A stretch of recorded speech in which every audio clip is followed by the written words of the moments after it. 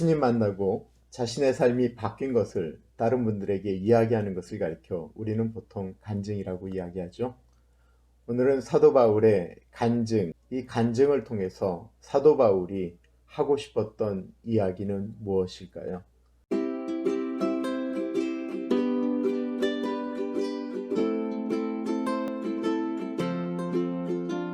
사도 바울은 대제사장들과 지도자들에게 위임을 받아서 예수 믿는 사람들을 잡아 죽이려고 떠났다라고 이야기하고 있습니다.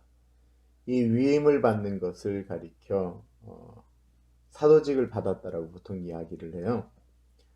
사람들에게 예수 믿는 사람들을 잡아 죽이는 그 권한을 위임받았습니다. 그랬던 사도 바울이 고백하는 것입니다. 내가 사람들에게 예수 믿는 사람들을 핍박하는 그 권한을 위임받았는데 내가 하나님으로부터 예수 안 믿는 사람들을 주께로 돌아오게 하는 그 사도직을 위임받았습니다. 라고 이야기합니다. 엄청나게 달라진 삶이죠. 180도로 달라진 삶에 대한 고백을 하는 것입니다. 이 이야기를 할 때 늘 사도 바울이 하는 이야기가 있다고 한다면 그것에 대해서 예루살렘에 있는 사람들이 증인이다 라고 하는 것입니다. 그들이 증인이기 때문에 사도 바울을 죽이려고 하는 것이죠. 간증을 한다라고 할 때 핵심은 뭐냐면 나를 알았던, 나의 과거를 알았던 사람이 저 사람 완전히 다른 사람이 되었다라고 이야기하는 것이 간증의 핵심입니다. 그런 의미에서 보면 사도 바울은 분명히 바뀌게 된 것입니다. 예수님을 안 믿는 사람들 입장에서 보면 저것은 배신자라고 이야기하는 것이고 저것이 미쳤다라고 이야기하는 것일 정도로 그가 바뀐 것이 분명합니다. 예수 믿는 사람들 입장에서는 예수 믿는 사람들을 핍박하다가 예수님을 전하는 사람이 되었다라는 것입니다. 그가 그렇게 바뀌어진 이유는 무엇입니까? 그가 다메섹 도상으로 가면서 예수 그리스도를 만났기 때문에 그렇습니다. 예수 그리스도께서 말씀하시는 것입니다. 내가 너에게 보여준 일과 또한 너에게 보여줄 일들로 인하여 네가 나의 일들을 감당하게 될 것이다 라는 것입니다. 어둠 속에 있는 사람들에게 빛으로, 사단에게 묶여있는 사람들에게 자유를 주는 일을 네가 감당하게 될 것이다 라고 하는 것입니다. 예수 모르는 삶이 어두움입니다. 예수 없이 사는 사람이 사단에게 묶여있는 것입니다. 예수님을 만나고 나면 삶이 바뀌게 됩니다. 그것은 우리의 모습을 통해서 사람들이 저 사람 바뀌었다라고 이야기하는 것입니다.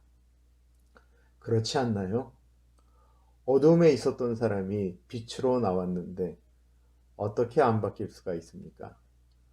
사단의 자식이라고 불렸던 사람이 빛의 자식이 됐는데 어떻게 안 바뀔 수가 있겠습니까? 사도 바울은 이렇게 바뀌었습니다.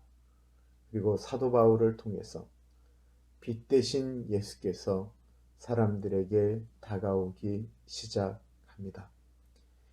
예수님은 예수님을 만난 사람들을 통해서 이 세상을 끊임없이 바꾸어 놓고 계셨습니다. 그리고 그 예수님을 만나게 하기 위해서 예수님을 먼저 만난 사람들이 예수 못 만난 사람들에게 다가가는데 그 마음 가운데 있는 것은 안타까움입니다. 어두움에 살았었기 때문에 그 어두움이 얼마나 안 좋은 것인지를 빛 가운데 들어가 보니까 깨닫게 되는 것이죠. 그러나 여전히 어두움에 있는 사람들은 여기가 왜 어두움이냐라고 이야기를 합니다. 사도 바울은 경험했기 때문에 답답한 거예요.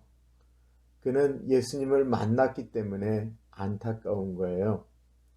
그러나 이 사도 바울의 이야기를 듣는 사람들은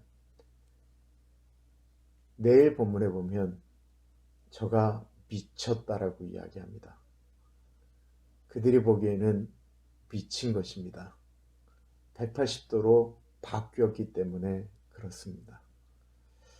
우리도 예수님에게 붙들려서 사람들 보기에 저 사람이 미쳤다라는 이야기를 들을 정도가 되면 얼마나 멋진 일일까요? 예수님 때문에 미친 삶, 예수님 때문에 빛 가운데 걸어가는 삶, 사람들이 보기에는 미친 삶인데 하나님 편에서 보면 그게 지극히 정상적인 삶이다라는 것입니다. 정말 정상적인 삶은 무슨 삶이에요? 빛 가운데 거하는 삶이고요. 정말 정상적인 사람의 삶은 하나님의 아들과 딸로 살아가는 것입니다. 어떤 삶을 살고 계세요? 예수님 만났기 때문에 사람들이 저 사람 좀 바뀌었어 라는 이야기를 듣고 싶지는 않으십니까?